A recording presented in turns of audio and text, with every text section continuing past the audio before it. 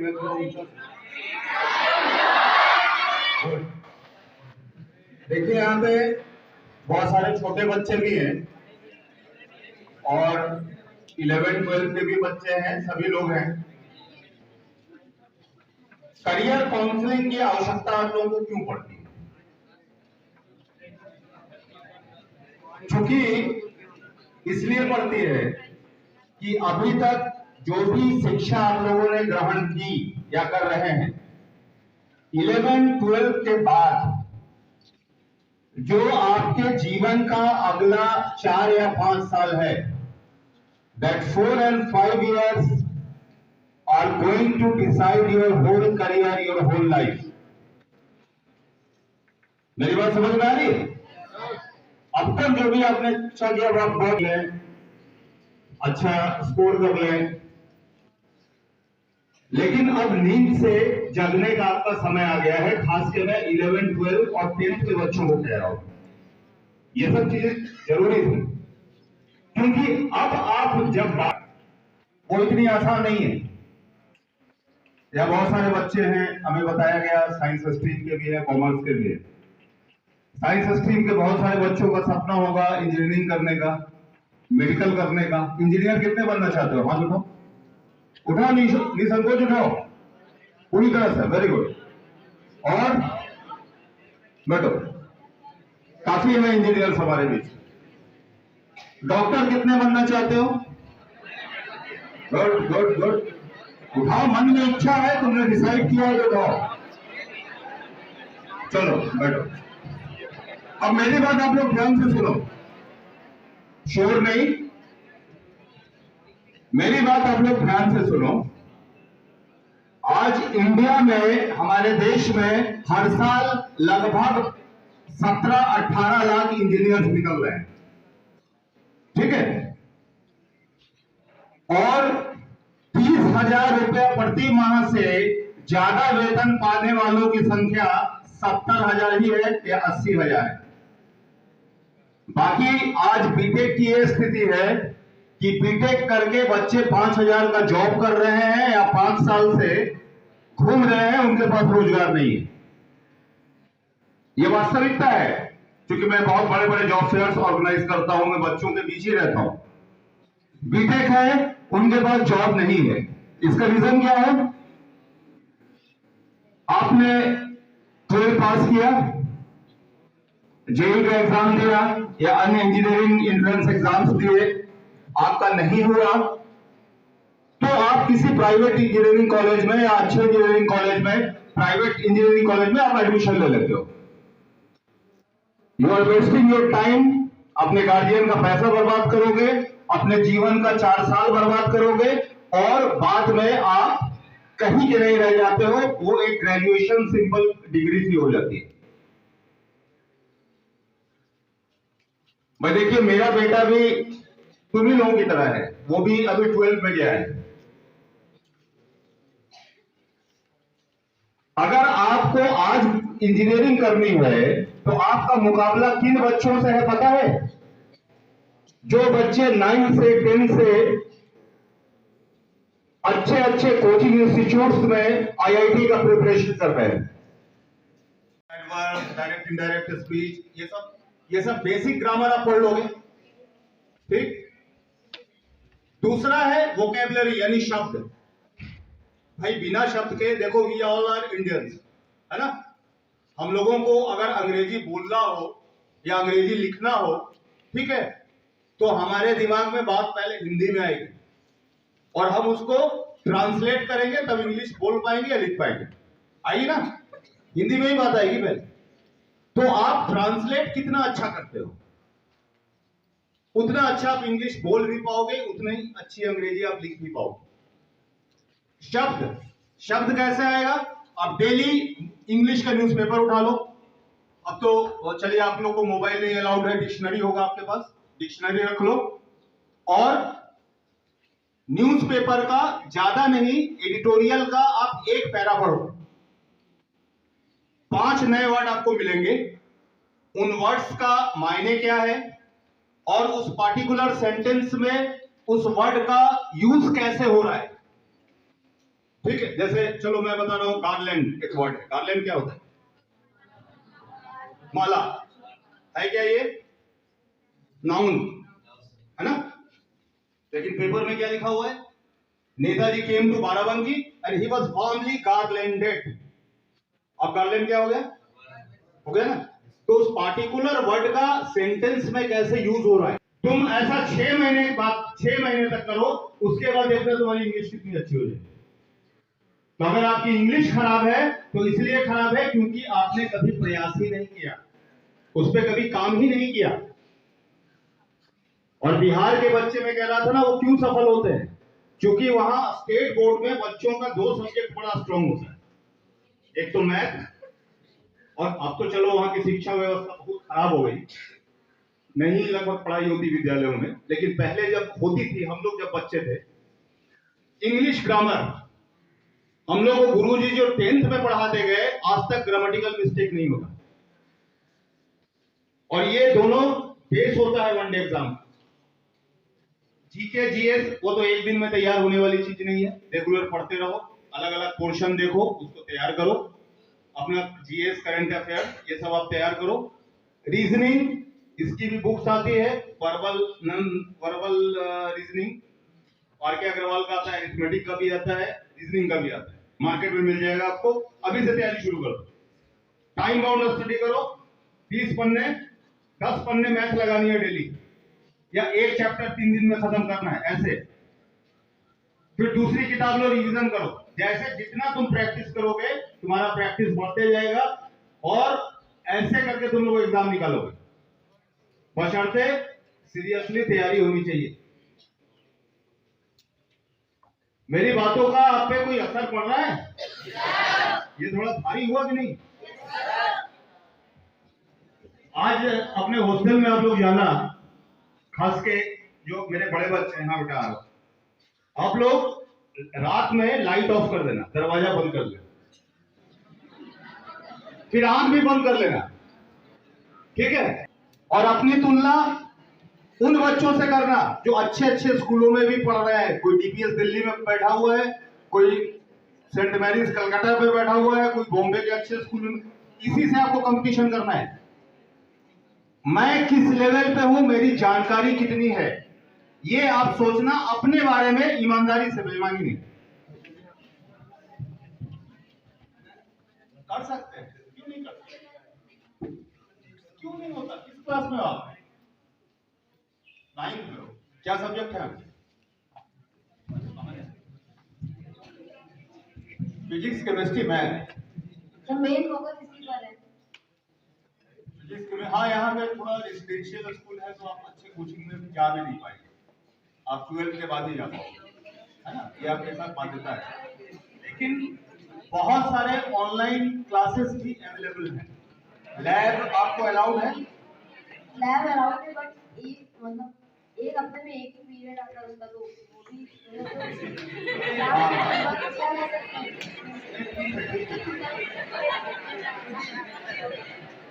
बैठो हंसने की जरूरत नहीं है। तो एक काम आप ये करो कि अनसॉल्व पेपर ले, हाँ, प्रीवियस ईयर के, और 11-12 की बहुत सारी बुक्स मार्केट में उपलब्ध है। अगर तुम मुझे फोन करोगे ना तो मैं तुमको नाम बता दूंगा, क्योंकि मेरा बेटा पढ़ता है फिजिक्स का, मैथ का, और 11 स्टूडेंट्स और 12 स्टूडेंट्स, बहुत अच्छी अच्छी किताबें उपलब्ध है, उसको आप सॉल्व करना शुरू करिए। अगर नहीं कर पा रहे हैं, एग्जाम्पल भी रहता है, लाइब्रेरी में मिल जाती है, आप उससे पढ़ो, जहां पे फंस रहे हो अपने टीचर के पीछे पढ़ो, ठीक है?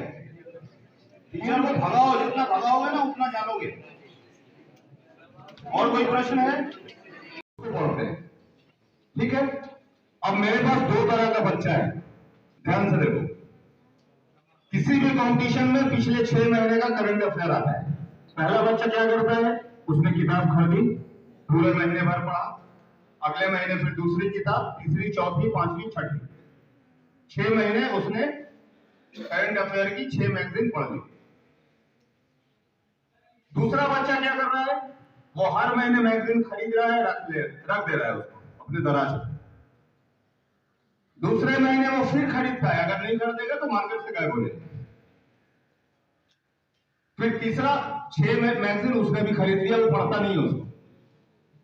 एग्जाम के 15 दिन पहले वो 10 न्यूज पेपर से लेता है, सादे पन्ने, उसको अलग अलग सब सेक्शन में बांटता है, नेशनल अफेयर्स, इंटरनेशनल अफेयर्स, ठीक है, इकोनॉमी, साइंस टेक, स्पोर्ट्स, जो अलग अलग सेक्शन होते हैं उसमें वो बांटता है। और उसके बाद एक मैगजीन उठा के करंट अफेयर्स की चीजें अपने पन्नों पे लेने में उसे बमुश्किल 2 घंटे लगते हैं। यानी 12 घंटे में 6 मैगजीन उसके पन्नों पे आ गया, और अगले दिन वो 10 पन्ने जो है उसको रट मारता है, याद कर देता है पूरा। अब तुम बताओ एग्जाम में परफॉर्मेंस किसका बेटर होगा, पहले वाले का कि दूसरे वाले का? दूसरे वाले का ना। पहले वाले ने जो 6 महीने पहले पढ़ी है उसको थोड़ी याद होगा। इस बच्चे ने मात्र 2 दिन दिया, लेकिन उसका आउटपुट एग्जाम में ज्यादा होगा। ये एग्जाम्पल आप किसी भी कंपटीशन में अप्लाई कर सकते हो और हर सब्जेक्ट के साथ कर सकते हो। देखो मैं तो हिस्ट्री का स्टूडेंट था। कॉलेजेस हैं, हॉस्पिटल्स हैं, ये सारे यहाँ बाराबंकी जनपद में डेवलप हो रहे हैं। तो अगर देखा जाए तो वो लोग बना रहे होंगे तो उनका कोई ना कोई मालिक होगा, एक व्यक्ति कोई ना कोई मालिक होगा। तो अभी तक हम लोग क्या करते हैं, जब कैरियर की बात आती है तो या तो हमारे पास जॉब का ऑप्शन होता है या तो फिर हमें व्यापार का ऑप्शन होता है।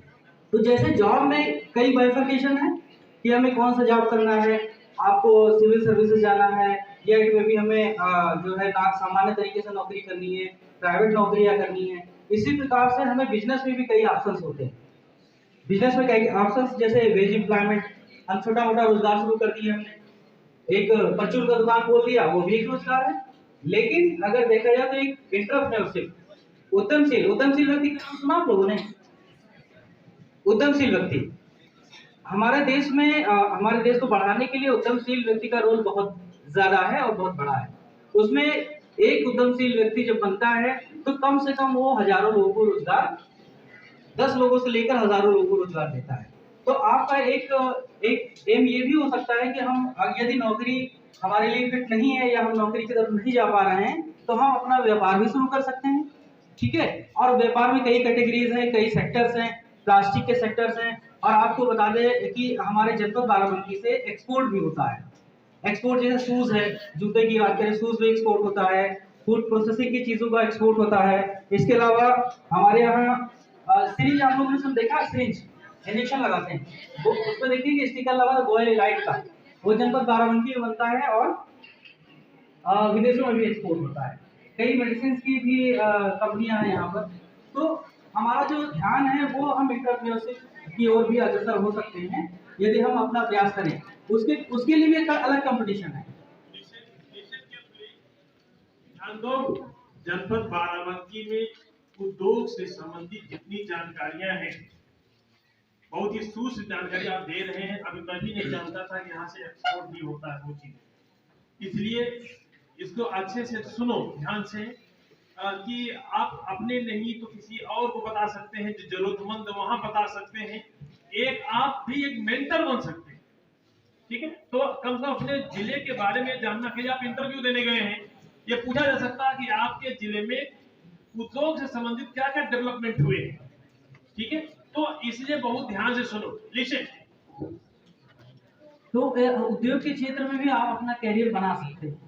अभी आपको एक अच्छी चीज हम बता दें, यही हमारा करीब 100 एकड़ के आसपास अभी जिलाधिकारी महोदय ने एक्वायर किया हुआ है लैंड। उसमें हम छोटे छोटे इंडस्ट्रीज जैसे जो कुटीर उद्योग हैं या बड़े इंडस्ट्रीज, उनको मिक्सअप करके यहाँ एक इंडस्ट्रियल एरिया डेवलप करते हैं। आप कभी इंडस्ट्रियल एरिया विजिट किया है आप लोगों ने? नहीं विजिट किया है तो बाराबंकी में एक यूपीसीडा है, Uttar Pradesh state industrial development authority इसको बोलते हैं, कुर्सी रोड पे पड़ता है। उसी तरह यूपीसीडा एक सोनितपुर में भी बन रहा है, यही आसपास में ही, पास में ही है, 100 एकड़ के आसपास का एरिया एक्वायर कर लिया गया है। ये इसके पीछे जो जमीन है ऊसम की जमीन है, सोनीपुर, ये हमारा विद्यालय भी सोनीपुर में है।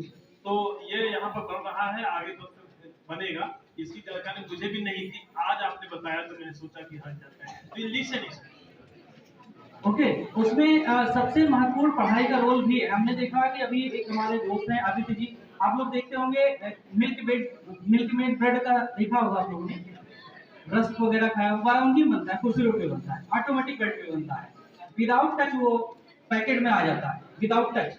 उसकी इंडस्ट्री हमने विजिट की, तो वहाँ हमने देखा है कि जब उनसे आदित्य जी से हमने बातचीत की, आपको बता दें कि उन्होंने भी एमबीए किया हुआ है। तो हमने पूछा कि बिजनेस लाइन में क्यों आए, बोले कि बिजनेस भी एक कैरियर ऑप्शन है। तो हमने पूछा कि आपने थिंकिंग कैसे ग्रो की, उन्होंने ये बताया कि हम नौकरी करके 2 लोगों को रोजगार दे सकते हैं, 3 लोगों को रोजगार दे सकते हैं, इस पे हमने 800 लोगों को रोजगार दे रखा है। ये एक अचंभित वाली बात है उनके लिए। हम नौकरी करके लोगों को रोजगार तो दे सकते हैं, लेकिन उतनी भारी संख्या में रोजगार बिजनेस करके भी और हम उद्यमशील व्यक्ति बन के भी दे सकते हैं। आपका फोकस इधर भी हो सकता है कि अगर आपको लगता है कि हमें उसमें नहीं मन करता है। सर दो चाय पियो, फिर से जुटो। नींद क्यों आती है जानते हो? नींद आपको इसलिए आती है, नींद इसलिए आती है क्योंकि आप अपने लिए ईमानदार नहीं हैं। आपको डर नहीं लग रहा है किस तरह से यूपीएससी की तैयारी करके हम अपने गार्जियंस को जो बेवकूफ बना रहे हैं, उनसे पैसा ले रहे हैं। हाँ, आपको ये डर नहीं लग रहा है कि मेरा क्या होगा कैरियर के बाद? जब अपने बारे में सोचोगे ना तो नींद गायब हो जाएगी अपने आप। जब आप ईमानदार रहोगे, जब हमेशा बेस्ट बनने की कोशिश करोगे, जहां हो सबसे ऊपर हो, क्यों दूसरा मुझसे आगे जाए? हमें आगे ही रहना है। नींद नहीं आएगी, थोड़ा ईमानदार हो जाओ। अच्छा, एक बच्चे ने कहा कि अगर मेडिकल में नहीं होता है तो क्या करें? तो भैया बहुत सारे फील्ड है। अगर आप पीसीएम ग्रुप के हो, पैरामेडिकल से, आज जानते हो नर्सिंग की वैकेंसी निकलती है, नर्स की खाली रह जाती है, लैब टेक्नीशियन, ठीक है, डेंटिस्ट, बहुत सारे पैरामेडिकल में फील्ड्स है जिसमें आप mastery, x-ray technician, lab technician, vacancy निकलता है सरकारी क्षेत्र में, लोग नहीं मिलते, ट्रेंड बच्चे नहीं मिलते, बहुत सारा फील्ड है। सिर्फ एमबीबीएस के अलावा जरूरी नहीं है, अगर एमबीबीएस में नहीं होता है, बहुत सारे पैरामेडिकल के फील्ड है जिसको आप चूज कर सकते हो। यहाँ पे मैं डॉक्टरी के लिए मैंने कहा ना, प्लानिंग 30 साल तक पढ़ाई करनी होगी, अगर सब सही रहा तो, अदरवाइज दूसरा फील्ड ले लो। एक वनडे एग्जाम से संबंधित भी कुछ था, ये मैं बता ही दिया हूं, उसकी तैयारी कैसे करें। Tell us the scope of scout and NCC. Army में कुछ रिजर्वेशन मिल जाएगा भर्ती का, एनसीसी के बच्चों को कुछ प्रिविलेज मिलता है आर्मी के भर्ती। चलिए, बहुत अच्छा रहा आप लोगों का साथ। कोई क्वेरी अगर आपके मन में हो, तुम्हारे मन में प्रश्न है नहीं, खड़े हो जाओ, बोलो। इसरो में इंजीनियर, देखो इसरो में 2 तरह के इंजीनियर जाते हैं। एक तो जो आप जेई का एग्जाम दे रहे हो ना, उसके थ्रू बहुत सारे बच्चे national school of science Bangalore में चले जाते हैं। वहां के मैक्सिमम बच्चे एज ए साइंटिस्ट और इंजीनियर इसरो में जाते हैं, और अलग अलग आईआईटीज में जाके भी इसरो भर्ती करता है। दूसरा है रिसर्च का फील्ड, जो साइंटिस्ट बनते हैं वो उसी फील्ड में रिसर्च करके एज ए साइंटिस्ट भी वहां नियुक्त होते हैं, ठीक है। तो इसरो में जाने के लिए अलग से तैयारी करने की जरूरत नहीं है। अगर आप इंजीनियरिंग कर रहे हो अच्छे आईआईटी से, तो आप चले जाओ। या बहुत सारे बच्चे आईआईटी में नहीं जाते, नेशनल स्कूल ऑफ साइंस में जाते, जिनको साइंटिस्ट बनना होता है।